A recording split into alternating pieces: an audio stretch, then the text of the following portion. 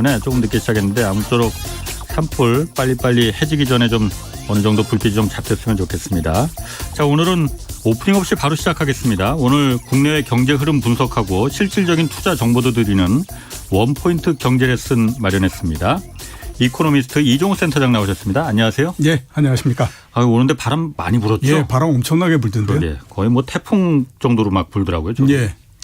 자, 이 태풍만큼이나 저 우크라이나, 러시아 여기도 지금 뭐 계속 진탕입니다. 예. 이게 보니까 우려스러운 게 좀 오래 가지 않을까 그런 생각이 좀 들던데. 예. 일단 이런 우크라이나 전쟁이 오늘 이종우 센터장 모셨으니까 경제에 어쨌든 심각한 영향을 주잖아요. 예, 그 양국뿐만이 아니고 전 세계 경제에 다 영향을 주니까 문제인데. 예. 과거에 이렇게 전쟁이나 큰 전쟁이든 뭐 작은 전쟁이든 났을 때 이게 경제에 어떻게 영향을 주던가요? 크게 봐서는 세 가지 정도로서 분류를 할 수가 네. 있는데요. 하나는 뭐냐면 정말로 세계 경제를 뿌리채 흔들어 놓는 경우가 있습니다. 그리고 그 기간도 굉장히 오래 가고 예. 이러는 경우가 하나 있고요. 두 번째는 이제 시작은 엄청나게 요란하게 시작을 했는데 예. 끝은 그냥 좀 흐지부지하게 끝나버리기 때문에 경제 전체에 아주 뚜렷하게 큰 영향을 주거나 이러지는 않는 형태로서 끝나는 경우가 있고요. 그다음에 세 번째 경우는 처음 시작하면서부터 모든 사람들의 갈채 속에서 시작을 해서 결과적으로 보면 경제에 상당히 좋은 영향을 미치면서 끝나는 그런 경우 이렇게 세 가지로서 나눠져 있습니다. 아니 그 세 번째 마지막 그런 전쟁도 있었어요? 예, 그렇죠. 가장 최근에 있었던 전쟁인데 예. 2003년도에 미국이 그 아프가니스탄하고 이라크로 들어가지 않았습니까? 예.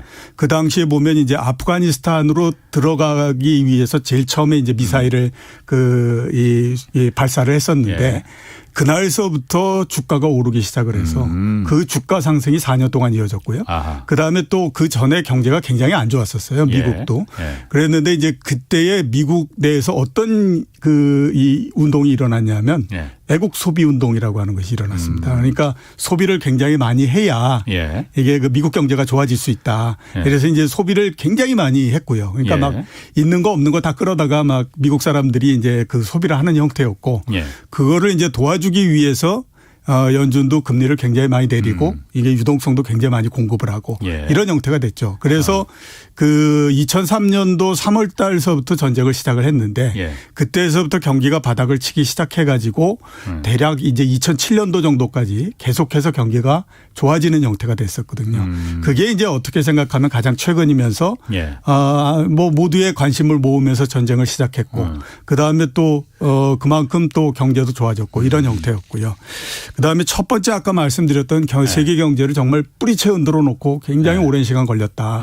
이건 이제 대표적인 것이 이제 월남전하고 그다음에 1971년도에 있었던 4차 중동전 같은 경우죠. 그러니까 월남전 같은 경우에는 아시는 것처럼 미국이 그냥 손쉽게 생각하고 들어갔다가 거기에서 정말 엄청난 인력 손실도 났을 뿐만 아니라 그다음에 이제 그 전비를 계속해서 공급을 해 줘야 되잖아요. 미국 정부에서. 그러니까 계속해서 달러를 찍어 가지고 이제 전비를 공급을 해 주는 형태가 됐었거든요. 근데 그 당시에는 시스템이 어떻게 돼 있었냐면 달러를 가지고 가면 일정 수준의 금으로서 바꿔주는 형태였습니다.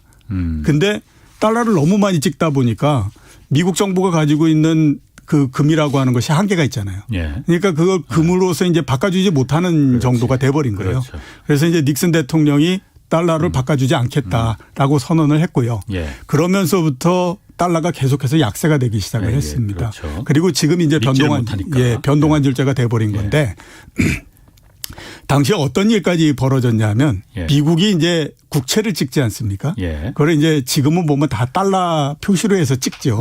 그러면 이제 해외에 있는 투자자들도 미국 국채를 사가고 이렇게 하잖아요. 그 당시에 이제 달러로 국채를 찍었는데 해외에 있는 투자자들이 미국 국채를 사가질 않는 거예요. 못 믿겠다 해서. 못 믿겠다. 특히 이제 달러가 이게 계속 가격이 저하돼 가치가 떨어지니까.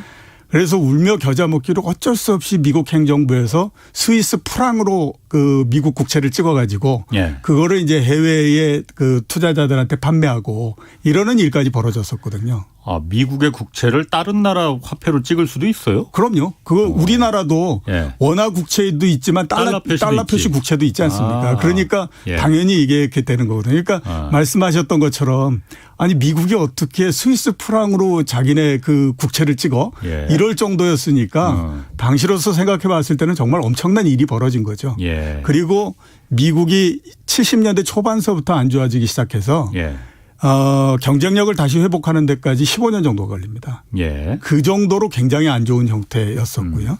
그다음에 4차 중동정 1971년도에 있을 때는 뭐 다 아시는 것처럼 70년대 전체가 인플레 때문에 난리가 났잖아요. 예. 그건 뭐 중동전이 나고 그다음에 석유를 무기화하면서 석유 가격이 1년 사이에 4배가 올라가고 뭐 이렇게 예. 되다 보니까 예. 70년대 전체가 아무튼 인플레에 거의 녹아버리는 형태가 됐거든요. 예. 이 두 번 같은 경우에는 굉장히 세계 경제에다 엄청난 충격을 주는 형태가 됐습니다.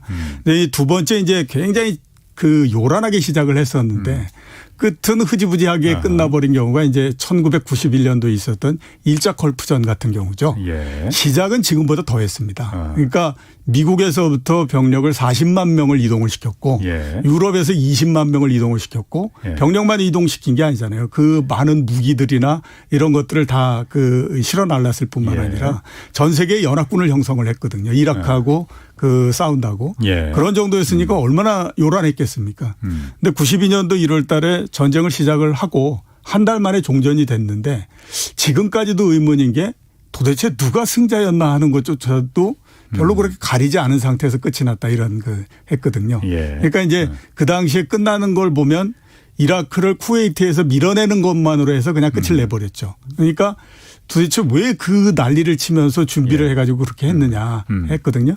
그래서 전체적으로 보면 그다지 뭐 세계 경제에다 큰 영향을 주거나 이런 거 없이 그냥 끝나버리는 형태였어요. 예, 흐지부지 그냥 끝나버렸다. 예, 흐지부지 그렇죠. 끝나버리는 형태. 그럼 이번에 그 러시아, 우크라이나 침공한 거는 그 세 가지 경우 중에 어떤 경우라고 지금 아직 뭐 좀 이른가 분석하기에는요? 아니요. 저는 이미 결론을 냈는데요. 아. 두 번째 경우가 될 가능성이 굉장히 높습니다. 그냥 시작은 예, 그렇죠. 시작은 굉장히 요란하게 시작을 했는데 태산명동 서일필이었다. 예, 예. 시간이 지나면서는 굉장히 이제 좀 이 영향력이 약해질 거다라고 생각이 되는데요. 일단 이제 보면 우크라이나라고 하는 것이 세계 경제 전체적으로 봤을 때 예. 물론 이제 러시아하고 서로 얘기가 하고 있지만 예. 그 세계 경제 전체로 봤을 때는 변방 지역에서 이 치고받고 하고 있는 거거든요. 예. 그러니까 상대적으로 그 영향이 그렇게 크지는 않습니다. 예. 그다음에 두 번째는 뭐냐면 이 그 전쟁의 영향력이 얼마나 경제에 크게 영향을 미치느냐 이건 뉴스가 얼마나 되느냐하고도 또 관계가 있는 거거든요. 예. 근데 뉴스가 많이 되는 거는 미국이 직접 그 전쟁에 참여하고 하게 되면 굉장히 그 뉴스거리가 많이 생깁니다. 예. 왜냐하면 세계의 많은 뉴스들이 미국에서부터 생산돼서 나오고 이러는 것이 있기 때문에 미국 자체적으로 미국이 직접 아무튼 거기에 개입해서 무슨 전쟁을 하고 이렇게 하면 거기에서부터 굉장히 많은 얘기가 나올 수 있는데 지금은 이게 그런 형태가 아니라 전쟁은 이제 러시아하고 우크라이나만 하고 있는 거고 예. 주변에 있는 여러 나라들은 뭐 무기를 도와주니 어쩌니 뭐 제재를 하니 어쩌니 막 이런 상태잖아요. 예. 그러니까 이런 상태에서는 이게 시간이 좀 이렇게 그 끌리고 나면 그 다음에는 새로운 뉴스나 이런 것들이 계속해서 생길 수가 없는 그런 그 형태가 되는 거죠. 그래서 제가 봤을 때는 두 번째 형태가 될 가능성이 굉장히 높지 않겠느냐 이런 생각을 많이 갖고 있습니다. 그 경제적인 면에서 따졌을 때는 예. 우크라이나가 변방이라 하더라도 예. 지금 여기에 에너지 문제가 걸려있기 때문에 지금 세계 경제에 타격이 있느냐 없느냐 그거 관심 있는 거잖아요. 예, 그렇죠. 당연히 지금 러시아에서는 그렇게 말했어요. 예. 유가가 3배가 오르는 신세계 경험하게 될 것이다. 예. 그럴 가능성 있지 않습니까? 그러면 경제는 매우 큰 타격이 될 것 같은데. 뭐 여러 가지로서 일단 생각을 해볼 수 있는데요. 예.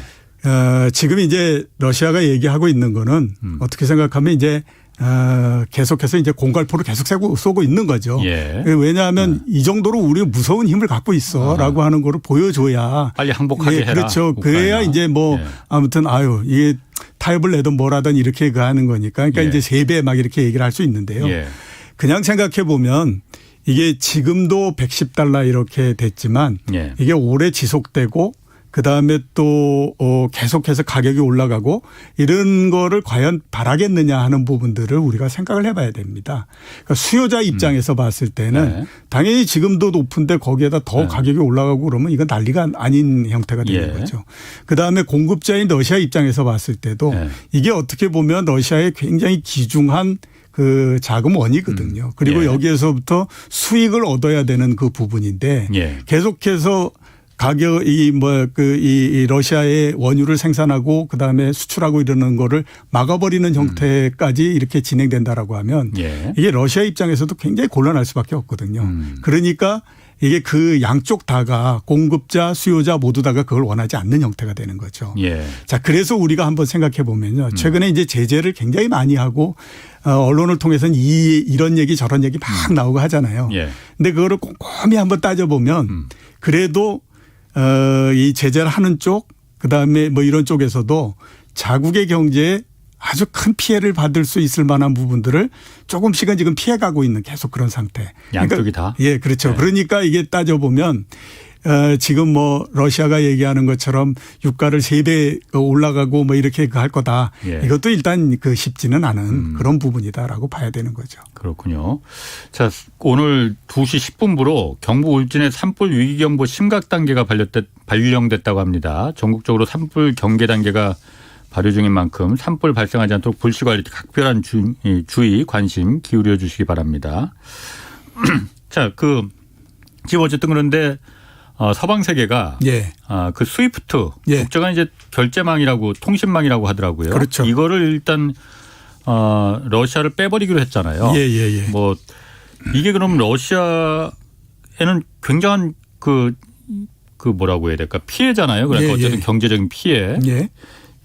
이 이후에 일단 이게 얼마나 큰 그 러시아의 그 제재 효과가 될 수 있을 것이며 이 이후에 또 다른 그 경제적인 어떤 제재 이게 좀 나올 게 있을까요?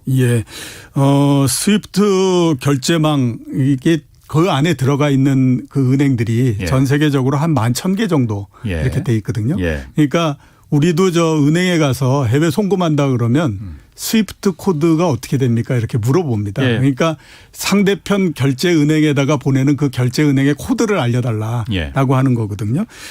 그래 이제 그런데 여기에서 이제 제외시킨다라고 하는 것 자체는 러시아가 국제 거래를 할 수 없게 만드는 거죠. 은행 전체적으로. 그래서 충격이 상당히 있다라고 많이 얘기를 하거든요. 원래 미국이 이거를 하려고 했었는데 그동안에는 이제 독일을 비롯한 유럽 국가들에서 그렇게까지 할 게 뭐 있겠느냐라고 해서 못 하다가 이제 침공을 하면서 이거를 이제 하게 된 거고요. 그다음에 이제 2014년도에도 이거를 이제 좀 검토를 했다가 이거를 주로 썼던 것이 뭐냐면 이란이 핵을 개발을 할 때 이란을 이제 제외시키고 이런 것에서 이제 했거든요. 그러니까 당연히 보게 되면 여기서 제외된다라고 하면 굉장히 불편한 거는 사실이죠. 왜냐하면 해외 거래를 못 한다라고 하면 러시아에 있는 수출입하는 회사들 같은 경우에는 결제를 할 수가 없는 형태가 되지 않습니까?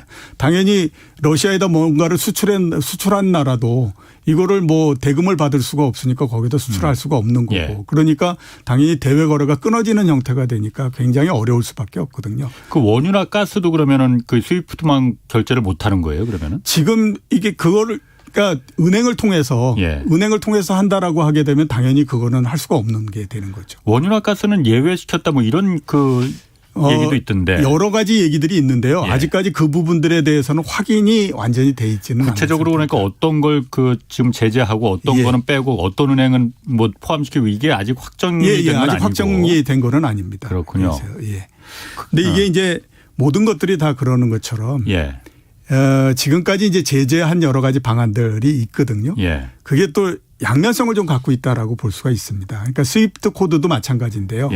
이거는 이제 서방 그러니까 유럽이나 그다음에 또 미국을 중심으로 해서 있는 은행들이 이제 모여가지고 하나의 이제 통신을 만든 거잖아요. 그러니까 통신사 큰 거 이렇게 하나를 만든 건데 민간망이잖아요. 민간망이잖아요. 근데 이게 꼭 이제 이거는 굉장히 규모가 큰 블록인 거고요. 예. 그거 이외에 이제 다른 것들도 있거든요. 예. 그러니까 위안화를 결제하기 위해서 중국을 중심으로 한 것도 있고 러시아를 중심으로 한 것도 있고 그다음에 이제 중동 국가들 같은 경우에 우리가 꼭 무슨 뭐 달러만 가지고 결제를 할 필요가 있느냐. 예. 그래서 이제 자기네끼리도 만들기도 하고 예. 이렇게 갑니다. 근데 이게 이제 무슨 일이 났을 때 이렇게 스위프트에서 제외시켜 버리겠다 이런 거를 계속 빈발하게 얘기를 하게 되면 예. 나중에 어떤 일이 벌어지냐면 그 97년도에 아시아 외환 위기가 났을 때하고 이제 거의 비슷한 형태가 되죠. 그때 이제 어떤 일이 벌어지냐면 이게 막상 위기가 됐는데 그 전에 막 얘기하더니 위기가 되니까 아무도 우리를 도와주지 않더라. 그렇지. 그러니까 그 다음에 예. 우리는 우리를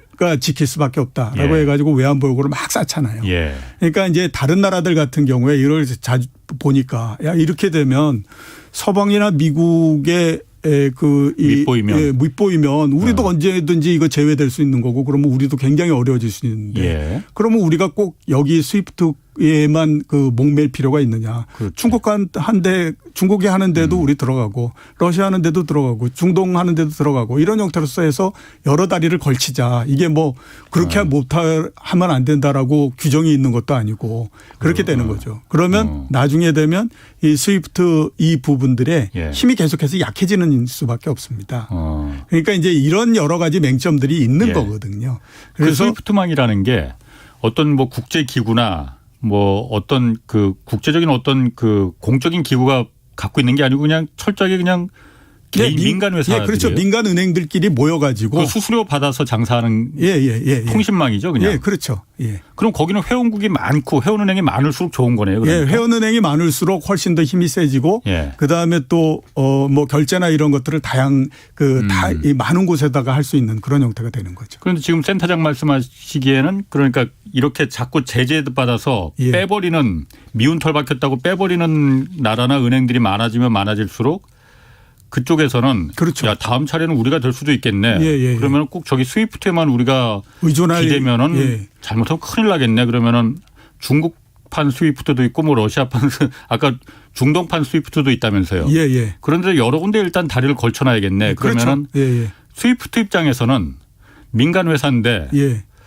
이렇게 러시아를 자꾸 제재하고 그러는 게 좀 달갑지 않을 수도 있겠네요. 예, 그렇죠. 달갑지 않을 수 있는 거죠. 그러니까 이거를 아까 말씀드렸던 것처럼 예. 미국에서는 러시아가 우크라이나를 침공하기 전에 이미 이걸 하자라고 얘기했는데 예. 독일을 비롯한 유럽에 있는 국가들에서는 뭐 그렇게까지 할 필요 있겠어라고 얘기했던 것이 예. 이게 자꾸 이런 제재를 계속하게 되면 예. 그쪽에 힘이 약해진다라고 하는 거죠. 그래서 이제 그렇게 되는 거고요. 기타 다른 여러 가지 제재들도 있습니다. 예를 들어서 보면 이제 MSCI 신흥국 지수에서 러시아를 퇴출시키겠다 이거거든요. 그래서 MSCI에 지금 러시아는 신흥국으로 들어가 있는데 신흥국으로 들어가 있죠. 아예 여기서도 빼버리겠다. 예, 3월 9일서부터 이제 빼버리겠다라고 하는 거거든요.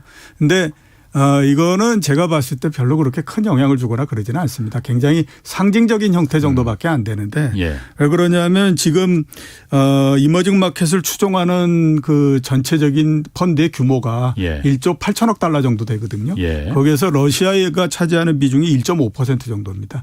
그러면 대충 2억 7천만 달러 정도 되거든요. 예. 우리나라 돈으로 따지면 4천억 뭐 이런 정도밖에 안 되지 않습니까? 그러니까 그렇게 큰 거는 아니죠. 예. 그런데 제가 봤을 때는 아마 상징적인 형태 예. 이런 정도로서 볼 수 있고요. 그다음에 이제 많이 하는 거는 러시아 국채나 이런 것들에 대한 매매 거래 정지 이런 예. 거 얘기하는데 이건 지금으로서는 제가 봤을 때는 제재 수단보다는 국내 투자자들을 보호하기 위해서도 이거를 매매 거래를 정지시킬 수밖에 없습니다.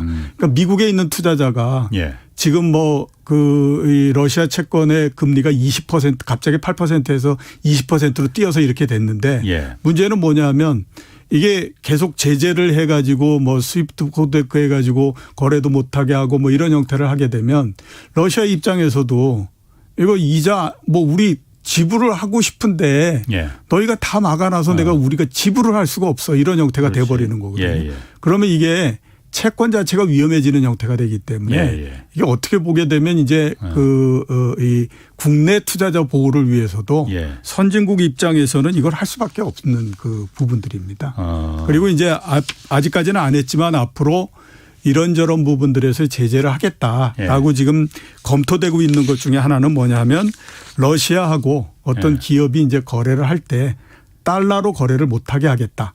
이제 이런 거 이제 그 얘기되고 있고요. 그 다음에 이제 러시아로 첨단 기술의 이제 그 원제품 있지 않습니까? 그러니까 재료 이런 것들이 못 들어가게 하겠다. 이렇게 한 것도 있고 그 다음에 또 이제 많이 얘기하는 것이 지금 가장 우려하는 게 석유나 천연가스 이거 그 매매 못하게 수출이 못하게 하겠다 이런 거. 그 다음에 이제 가장 재밌는 것 중에 하나는 뭐냐면 러시아가 런던에 있는 금융기관들하고 거래 접근을 못하게 제한하겠다 이런 얘기를 하고 있는데 이건 지금 영국에서 굉장히 싫어하는 방안 중에 하나입니다. 왜 그러냐면 왜? 러시아의 돈이 런던에 있는 부동산 가격을 굉장히 많이 올렸어요. 우리 그 중국의 돈이 뭐 한때 보면 우리나라에 와서 뭐 우리나라 부동산을 많이 올렸다 이런 얘기 많이 하지 않습니까? 그것처럼 이제 러시아에 있는 돈들이 이 영국으로 와가지고 런던의 이 그 주택 가격을 비롯해서 건물 가격을 굉장히 많이 올렸어요. 그래가지고 심지어는 런던그라드라고 하는 얘기까지 나올 정도. 레닌그라드가 아니고 런던그라드. 그런 정도인데 이거를 이제 못하게 한다 하게 되면 영국 입장에서도 이거 굉장히 좀 피곤한 일이잖아요. 그래서 이제 영국에서 깨를 낸 게 뭐냐면 설명되지 않은 재산에 대해서는 출처 공개를 하도록 우리가 명령을 하겠다라고 얘기를 했는데 여태까지 그거를 한 번도 출처 공개 명령을 내려본 적이 한 번도 없습니다. 그러니까 이런 다양한 형태가 지금 계속해서 얘기는 되고 있다. 그런데 그중에서 앞에서 제가 말씀드렸던 것처럼 자국의 경제에 얼마만큼 이게 이 영향을 주느냐 그거에 따라서 강도가 계속해서 이제 조절이 되면서 요 라인은 넘지 말고 가자 뭐 이러는 걸로 이제 계속 가고 있는 그런 형태라고 봐야 되는 거죠. 외신에서 보면 지금 러시아 국가 부도 가능성 있다, 디폴트 선언할 가능성 있다 이런 얘기도 뭐 기사가 나온단 말이에요. 그거는 왜 국가 부도 상태가 왜 가능성이 있다는 건지. JP 모간에서 제일 먼저 얘기를 했었는데요.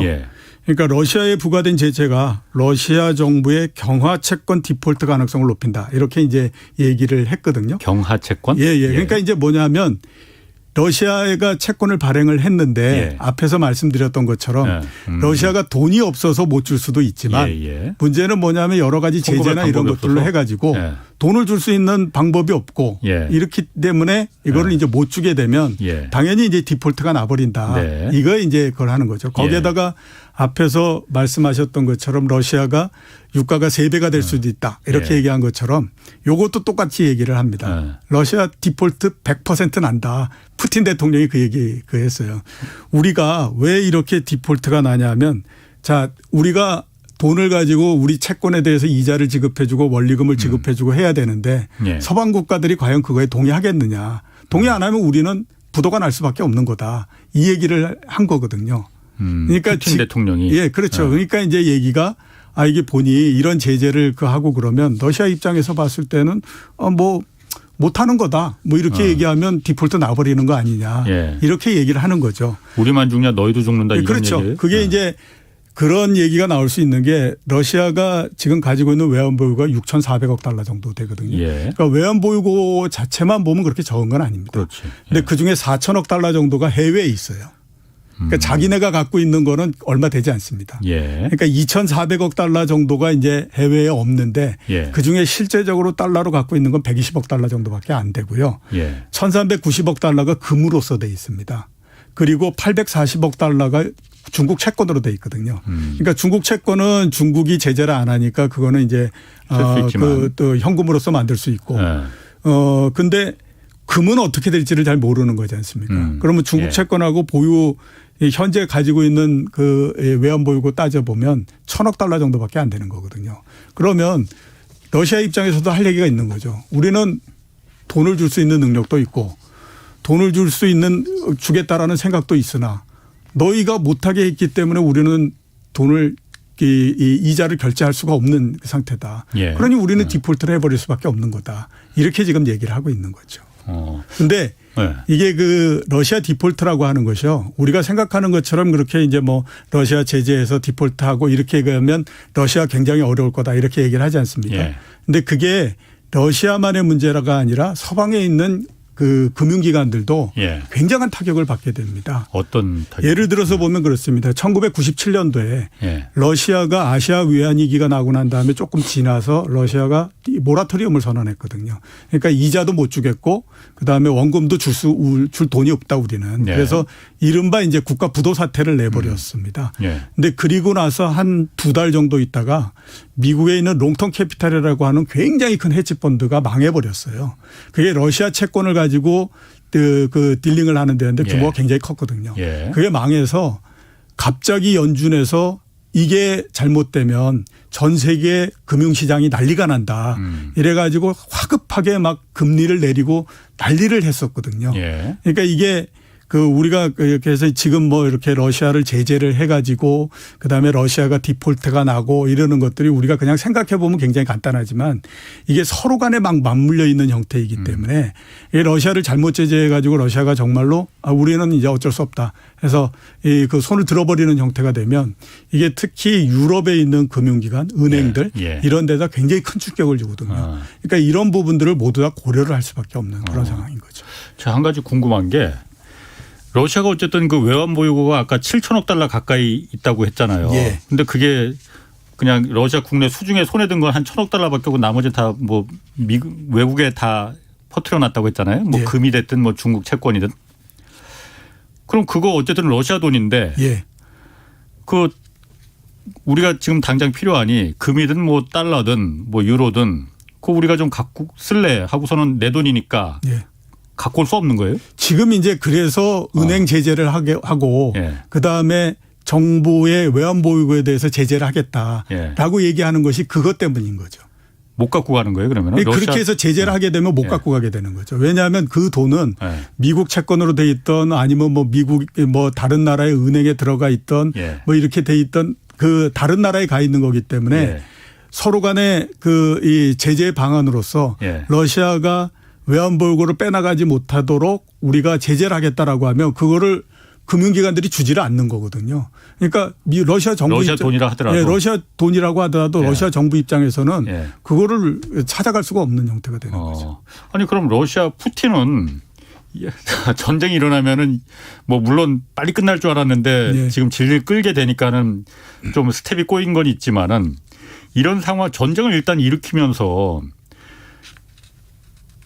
군비를 이제 충분하게 하고 그러려면은 외환 뭐 금 이런 걸 갖다 충분히 쟁여놔야 하니까 외국에 이렇게 다 퍼뜨려놨던 걸 러시아 자산을 좀 미리미리 좀 러시아 국내로 들여오지 왜 그걸 안 들여오고 전쟁부터 일으켰을까요? 아까 말씀드렸던 것처럼 지금 러시아가 현금화 시킬 수 있는 그 돈이 금하고 그다음에 중국 채권하고 러시아가 가지고 있는 외환하고 현재 보유하고 있는 외환하고 합치면 2,400억 달러 정도가 되니까요. 그 정도면 충분하다라고 생각을 한 거죠. 그러니까 뭐 우크라이나가 무슨 엄청나게 큰 나라고 그다음에 이 그 군사력이 굉장히 강해서 오랜 시간 동안 전쟁을 해야 되는 거라면 당연히 이 외환 보유고도 움직여 놓고 그다음에 그거를 러시아로 들여다 놓고 뭐 이렇게 하겠지만 2,400억 달러 정도 되면 뭐 그 정도는 충분히 이 우리가 이 뭐 전비를 공급하면서도 충분히 할 수 있다라고 생각을 했기 때문에 이제 그렇다라고 봐야 되는 거죠. 길어지면서 푸틴이 지금 스텝이 꼬인 거군요. 네, 그렇죠. 푸틴 입장에서는 이럴 줄 알았으면 진작 영국에 있는 달러, 영국에 있는 금, 뭐 미국에 있는 달러 다 좀 미리 러시아로 갖다 놓을 걸 이런 후회가 좀 들 수도 있을 것 같은데요. 근데 지금 이제 뭐 전쟁이 나고 한 일주일 뭐 이렇게 밖에 안 되지 않았습니까? 아직까지는 제가 봤을 때는 그렇게 후회할 정도는 아닐 거라고 생각이 됩니다. 그래. 2,400억 달러라고 하는 것이 적은 돈은 아니니까요. 그럼 지금 환율도 일단 원달러 환율만 해도 오늘 1,210원 지금 넘어 막 뛰고 있거든요. 우크라이나 사태가 이 국제통화 특히 신흥국 통화에 어떤 영향을 미칠까요 이게? 말씀하셨던 것처럼 우리나라 원화 상당히 많이 갔고요. 그다음에 이제 뭐 가장 극적으로 움직이는 건 역시 이제 러시아 루블라라고 봐야 되죠. 거기야 뭐 당연히 그럴 것 같고. 전쟁이 나기 전에 1달러당 75루블 하다가 개전이 되면서 84루블로 올라갔다가 그다음에 스위프트에서 제외되면서 110루블로서 갑자기 뛰고 했으니까 예. 제일 충격을 많이 받은 곳은 일단 뭐 러시아다 이렇게 예. 이제 볼 수가 있고요. 근데 신흥국 통화가 전체적으로 달러가 굉장히 강세가 됐습니다. 왜 강세가 되는 거예요? 그러니까 달러 인덱스가 98까지 올라갔는데요. 예. 그러니까 그게 따지면 대략 한 5% 내지 6% 정도 강세가 된 거거든요. 예. 세상이 어지러워지면 예. 안전한 통화 쪽으로 가려고 하는 속성이 생깁니다. 우크라이나하고 러시아가 어쨌든 전쟁이 예, 그렇죠. 터졌으니 예, 그러니까 안전하다 달러가. 예, 예. 그 세계에서 이제 안전 통화라고 얘기하는 것이 1등이 달러고 예. 2등이 엔화고 3등이 유로고 이렇거든요. 예. 그러니까 당연히 이제 달러 쪽으로 이제 굉장히 많이 가려고 하는 거죠. 예. 그래서 전 세계의 통화 자체가 미국하고 달러 대 뭐지 않습니까? 달러 대 네네. 원화, 달러 대 예. 루블 이런 거니까 달러가 강세가 되면 다른 나라의 통화는 다 약세가 되는 것이 맞습니다. 그런데 예. 지금 신흥국 통화에서 아주 특이한 경우 중에 하나는 뭐냐면 원자재 생산을 많이 하는 나라들의 통화는 굉장히 강세고요. 그다음에 원자재 생산이 없는 나라들의 통화는 굉장히 약세입니다. 대표적인 것이 뭐냐면 이제 브라질 그 헤아라 같은 경우인데 예. 헤아라는 계속해서 지금 강세가 되고 있어요. 이게 브라질도 또 이게 석유 생산 예. 상당히 많이 하거든요. 예. 그래서 전체적으로 보면 산유국들의 통화는 상당히 지금 강세가 되고 있고요. 그다음에 비산유국들 특히 이제 비산유국에 있는 그 신흥국들 예. 이런 데 같은 경우에는 통화가 계속해서 지금 약세가 되고 있는 그런 상태가 되는데 예.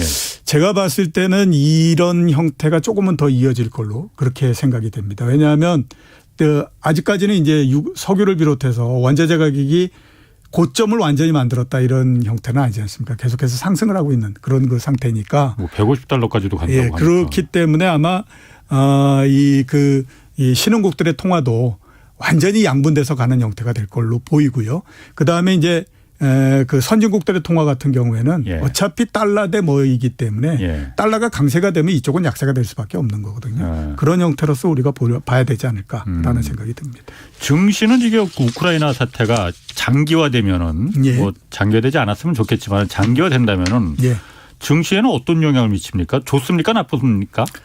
이미 제가 봤을 때는 영향은 어느 정도 다 나타났다라고 보이고요. 그러니까 여기에서 추가적으로 이렇게 더 큰 영향이 나오거나 예. 이르기는 좀 어렵다라고 봅니다. 예. 그 전제는 제가 앞에 제일 처음 질문에서 말씀드렸던 것처럼 예. 우크라이나 사태가 시작은 요란하나 끝은 그렇게 크게 영향을 주지는 않을 거다라고 하는 범위 내에서 보면 그렇고요. 예. 만약에 첫 번째처럼 막 세계 경제 전체를 오랜 시간 뒤흔든다라고 하면 굉장히 어려워지는데 그렇지는 않을 거라고 보이거든요. 예.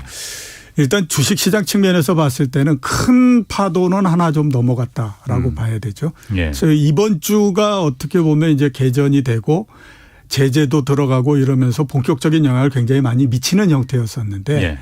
하루하루의 주가는 굉장히 큰 변동이 있었는데 기간을 전체적으로 놓고 보면 주가가 조금씩은 계속해서 올라가는 형태였습니다. 예. 우리나라 주식시장도 조금씩 올라가서 2,700포인트 지금 초반대 어제 같은 경우에 중반대 회복했다가 오늘은 떨어져서 초반대 이렇게 예. 하지 않습니까? 그래서 이제 그걸 했는데 이게 지금은 주식시장에서 두 개가 굉장히 강력하게 부딪히고 있는 형태입니다. 하나는 뭐냐면 전쟁이 났다라고 하는 거 그거가 무서운 것보다 더 무서운 건 뭐냐면 주식시장에서 더 무서워하는 건 제재입니다. 제재. 이게 도대체 어떤 제재가 계속될 거냐 하는 거가 제일 무서운 거죠. 러시아에. 예, 러시아에. 그러니까 그래서 오히려 개전을 하고 났을 때는 주가가 올라갔는데 예. 주가가 떨어지는 거 보면 스위프트 코드 이 얘기가 나오면서 막 주가가 흔들리는 형태가 됐었거든요. 예. 그러니까 추가적으로 도대체 어떤 제재가 나올 거냐. 예. 실제로 정말로 석유에 대한 금수를 내리면서 이렇게 갈 거냐. 예. 이거 이제 굉장히 불안해하기 때문에 그게 굉장히 부정적인 부분이고요. 근데 또 하나 이제 이 시장에서 안도하는 부분들은 요것 때문에 연준의 긴축 강도도 약해질 것 같고 그다음에 핑계거리도 생겼다. 예. 이런 이제 그래서 그 부분은 또 이게 상당히 또 주식시장에 긍정적인 형태로서 작용을 하고 있죠. 그래서 두 개가 계속 맞부딪힐 텐데 예. 어차피 정치적인 이벤트라고 하는 것은 오래 가는 경우가 별로 없습니다. 정치적 이벤트는 초반에 굉장히 크게 영향을 주고 예. 그다음서부터는 영향력이 계속해서 약해지는 것이 일반적인 거거든요. 예. 그런 형태를 보면 이게 계속해서 주가를 끌어내리고 이러는 쪽으로서 가지는 않을 거라고 그렇게 생각이 됩니다. 그거는 그동안에 여러 전쟁이 났을 때에 경우에 비추어 봤을 때 동일하게 적용이 됐던 거였거든요. 말씀드렸던 것처럼 91년도 같은 때 정말 요란하게 시작을 했거든요. 근데 주가는 개전이 나기 전에 막 뭐 뉴스가 날 때마다 이렇게 움직였다 저렇게 움직였다 오르기도 했다 떨어지기도 했다 막 이렇게 했었는데 실제적으로 개전이 되면서부터는 아예 변동성도 좀 줄어들고 그다음에 주가 자체가 그렇게 뭐 많이 떨어진다든가 이런 거 없었거든요. 그러니까 이번도 제가 봤을 때 그런 형태가 되지 않을까라는 생각이 좀 듭니다.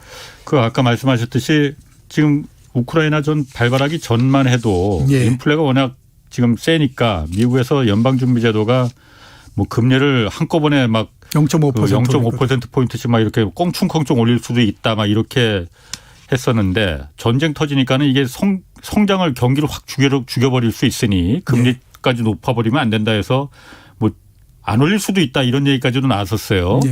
그런데 어제 그 미국 하원 청문회가 있었는데 파월 의장이 15일 날 16일 날 그 금리 결정하는 회의가 열리잖아요. 그때 올리겠다고 명시를 했습니다. 그렇죠. 0.25%포인트 올리겠다. 이렇게 미리 금리 올릴 거야라고 명시하는 것도 굉장히 이례적인 일이라면서요. 그 어차피 그 회의에서 그 결정을 해가지고 그 결정에 따라서 해야 되는 거죠. 그러니까 의장이 혼자 결정하는 건 아니잖아요. 의장이 혼자서 결정하는 거 아닌데 그 얘기를 한 거는 제가 봤을 때는 연준도 그동안에 금리를 올리고 긴축을 가고 그러는 거를 정신없이 밀어붙였거든요. 근데 정신없이 밀어붙이면서도 연준은 확신을 못하고 있었던 거죠. 이거 이러다가 이게 우리가 반대쪽으로 너무 오버하는 거 아니야? 이런 이제 그 우려를 굉장히 많이 갖고 있었거든요. 그렇기 때문에 뭔가 한 보 정도 뺄 수 있을 만큼 정도의 핑계거리 이거를 굉장히 찾았던 거죠. 그랬는데 거기에 딱 이제 전쟁이. 우크라이나라고 하는 것이 딱 걸린 게 된 거죠. 그러니까 얼마나 좋은 겁니까? 이거 이렇게 세상이 지금 이거 보십시오. 이 난리가 났는데 여기에다 우리가 막 무조건 금리 엄청나게 올리고 유동성 줄이고 이렇게 하다 보면 세계 경제가 난리가 날 수 있으니까 이게 이렇게 해서는 안 되는 거 아닙니까? 이렇게 이제 얘기할 수 있는 핑계거리가 생긴 거고요. 또 하나 이제 핑계거리로서 얘기할 수 있는 거는 그거죠. 물가가 1월 달에 7.5% 소비자 물가가 상승했는데 2월 달에 8%가 상승한다고 하더라도 이제 연준은 핑계를 댈 수 있는 게 생긴 전쟁 때문에 그렇다. 보십시오. 이게 유가가 $110를 넘었는데 이거 우리가 어떻게 할 수 있는 거 아니지 않습니까? 이거 어차피 이거 사태 마무리되고 그다음에 시간이 지나서 유가가 안정이 돼야 그다음에 이게 해결되는 거지. 이거 뭐 연준이 그렇다라고 해서 우리가 들어가서 싸움을 하겠습니까? 뭘 하겠습니까? 그러니까 이건 어쩔 수 없는 겁니다. 여러분들이 견뎌내는 것밖에 없습니다. 이렇게 이제 핑계를 할 수 있는 거리가 생긴 거거든요. 그러니까 연준 입장에서 봤을 때는 야, 이거 진짜 힘들어서 어떻게 해야 되나 그러는데 울고 싶은 놈 뺨한테 딱 때려준 거죠. 그러니까 야, 잘 됐다. 이렇게 하면서 이제 발을 조금 뺀 거거든요. 이렇게 이제 된 거다라고 봐야 되는 거죠. 그럼 센터장님이 보시기에 물론 센터장님이 다 맞는 건 아니고 지금 어쨌든 인플레가 굉장히 높은 건 맞잖아요. 거기다 그 전쟁까지 터져서 유가가 지금 뭐 배럴당 $150까지 갈 가능성이 있다고 하니 이런 경우에 전쟁 터져서 경기가 죽을까 봐 긴축 강도를 줄이는 게 좋습니까? 정답입니까? 아니면은 인플레는 어쨌든 잡아야 된다. 그러니까 긴축 강도는 예정대로 뭐 세게 가야 된다. 어떤 게 정답입니까? 그 두 개의 정답에서 어떤 거 하나를 고를 만한 그 시간이 별로 필요치 않을 겁니다. 왜냐하면 이 전쟁이라고 하는 것 자체가 강대국과 강대국이 부딪히는 형태가 아니기 때문에 오래 끌고 가지를 않거든요. 그러니까 제가 생각했을 때는 이게 뭐 상반기 내내 계속된다든가 이러지는 않을 걸로 보이기 때문에 어떤 형태로든지 휴전이 되든 뭘 하든 아무튼 뭐 결판이 나게 되면 그다음서부터는 이제 조금 다른 국면으로서 가는데 제 생각으로는 현재까지의 이 긴축의 강도 이거를 유지하는 게 맞다라는 생각이 듭니다. 왜 그러냐면 자, 지금 당장에는 이제 뭐 2월 달은 뭐 해서 아까 말씀드렸던 것처럼 8%의 물가 상승이 나온다고 하더라도 할 얘기가 생기지만 만약에 이제 뭐 한 3월 중순 내지 3월 말 정도에 휴전이 돼 버린다든지 아니면 이제 뭐 사태가 그다지 크게 진전되는 것 같지는 않아. 이렇게 그래가지고 점차 이렇게 뉴스에서부터 조금씩 멀어지는 형태가 되면 그다음에 이제 3월, 4월 뭐 이렇게 하면서 물가 상승률이 계속 높으면 그리고 또 높을 가능성도 높잖아요. 왜냐하면 그 유가가 뭐 일단 $110까지 가고 막 이렇게 했었으니까요. 예. 그러면 그다음서부터는 또 연준의 이제 영역으로 들어오는 거거든요. 그런데 예. 물가는 예상보다도 훨씬 더 높은 상태에서 연준의 영역으로 들어오면 그때는 더 급해지는 형태가 되거든요.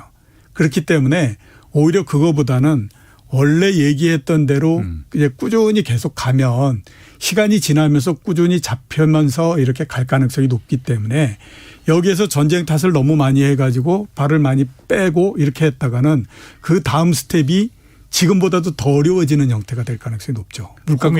호미로 막을 거 가려도 그렇죠. 물가가 더 높아지고 그러면 그때는 더 급해지는 형태가 되거든요. 그렇기 때문에 그거보다는 지금 그동안에 꾸준히 얘기하고 했던 스텝대로 계속 이렇게 가면 오히려 그게 더 훨씬 더 낫다. 이렇게 이제 봐야 되는 거죠. 안 그래도 파월 의장이 어제 그 하원 청문회 자리에서도 그렇고 기자들하고 말할 때도 그 얘기는 했어요. 그러니까 이번에는 0.25% 뭐 자기가 혼자 결정하는 건 아니지만은 0.25% 올리지만은 다음번에는 더 세게 공격적으로 금리를 인상할 준비도 돼 있다. 그 말이 이제 그 말하고 이제 센터장님 의견하고 이제 비슷한 것 같고 그 긴축 강도를 늦추면 안 된다라는 거하고. 그렇죠. 예. 전쟁이 어느 정도 갈 거냐에 대해서는 파월 의장은 조금 다른 생각인 것 같더라고요. 이게 공급망 문제가 원래는 자연스럽게 그냥 풀릴 것으로 봐서 그래서 이제 하반기 정도에는 정상으로 되지 않겠냐 생각했는데 우크라이나 사태가 게임 체인저가 됐다 이렇게 표현을 했습니다. 그리고 이게 매우 오랫동안 우리와 함께 갈 것 같다. 그러니까 인플레가 자연스럽게 공급망 문제 풀리면은 하반기 정도에 인플레도 좀 줄어들지 않겠느냐 판단했는데 매우 오랫동안 갈 것 같다 이렇게 판단을 했단 말이에요.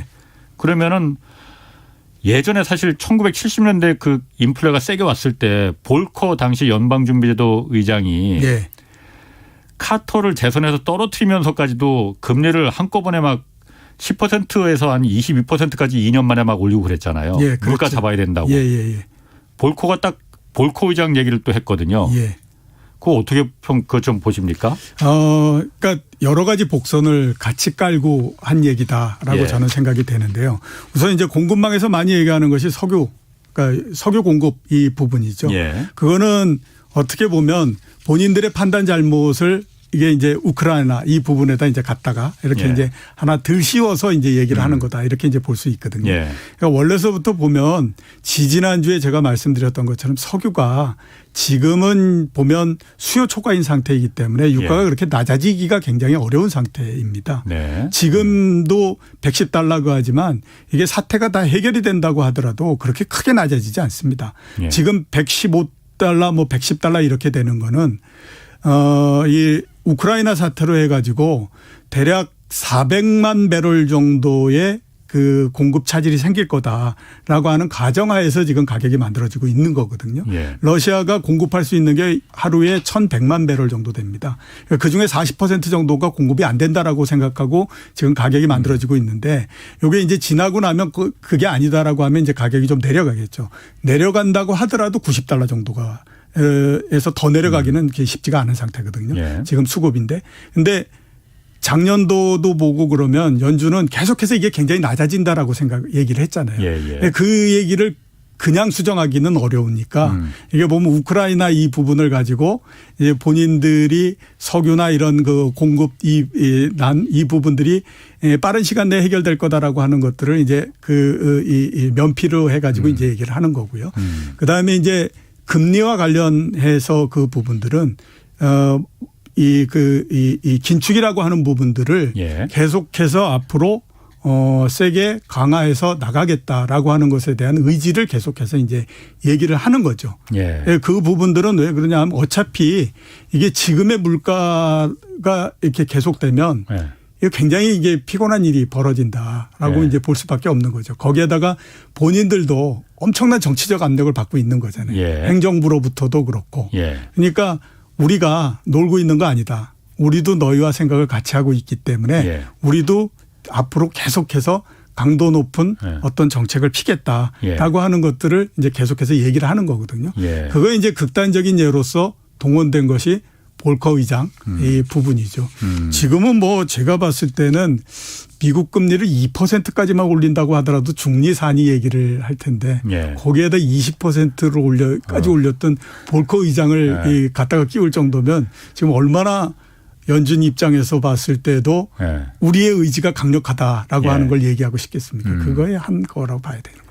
지금 그런데 또 하나 우려되는 그 우려라기보다는 기사에서 그 언론들이 그 우려하는 부분 중에 하나가 스태그플레이션 얘기를 자꾸 한단 말이에요. 그 전까지는 스태그플레이션까지는 안 길 거다 했는데 우크라이나 사태가 터지면서 에너지 문제가 갑자기 또 1970년대 오일 쇼크와 마찬가지로 유가를 끌어올릴 가능성이 높으니 그 스태그플레이션 가능성 그거는 진짜 가능성이 있습니까? 이런 경우에? 제가 이번 사태를 처음에 딱 보면서 우리가 경계해야 될 게 몇 개 있다라고 생각을 했었는데요. 그중에 하나가 뭐냐면 CNN 이펙트입니다. CNN 이펙트. 그러니까 화면에서 뭔가 엄청난 일이 벌어진 것 같으니까 사람들이 거기에 과몰입을 해서 상상을 엄청나게 하기 시작을 하는 거죠. 그게 이제 대표적인 예가 9.11 테러가 나고 했을 때지 않습니까? 테러 나니까 야 이거 세상 난리 났고 이제 1930년 이래 최대 공황이 온다. 이러면서 난리를 그랬잖아요. 지금이 보면 딱 그런 거거든요. 그러니까 스태그플레이션도 제가 봤을 땐 거기에서부터 오는 겁니다. 자 이게 보면 저기에서 전쟁이 나고 어쩌고 했는데 유가는 보니까 $110를 넘어갔고 이게 앞으로 전쟁이 얼마까지 갈지 모르고 그렇게 되면 경제는 계속해서 나빠질 거고 유가는 이렇게 높으니 물가도 높을 거고 이게 다 결합되면 스태그플레이션이 될 거고 이런 얘기들 굉장히 많이 하잖아요. 그게 이제 보면 우리가 한보 뒤로만 떨어져서 좀 보면 과연 그렇게 될까? 이런 거에 대한 의심도 충분히 해볼 수 있다라고 하는 거죠. 앞에서 말씀드렸던 것처럼 유가가 지금처럼 계속해서 높은 $100 넘고 이러는 거가 오래 가기가 어렵기 때문에 그건 한번 생각해 봐야 될 문제입니다. 그렇군요. 알겠습니다. 말씀 잘 들었습니다. 지금까지 이종우 센터장 함께했습니다. 고맙습니다. 자, 내일 오전 11시에는 유튜브로 경제쇼 플러스가 업로드됩니다. 이번 주에는 유튜브 채널 런던 오빠 진행자 김희욱 연구원과 공매도 전면 재개의 그 명과 암 이거 자세히 좀 살펴보겠습니다. 오늘 여기까지 하겠습니다. 지금까지 경제와 정의를 다잡는 홍반장 홍사원의 경제쇼였습니다.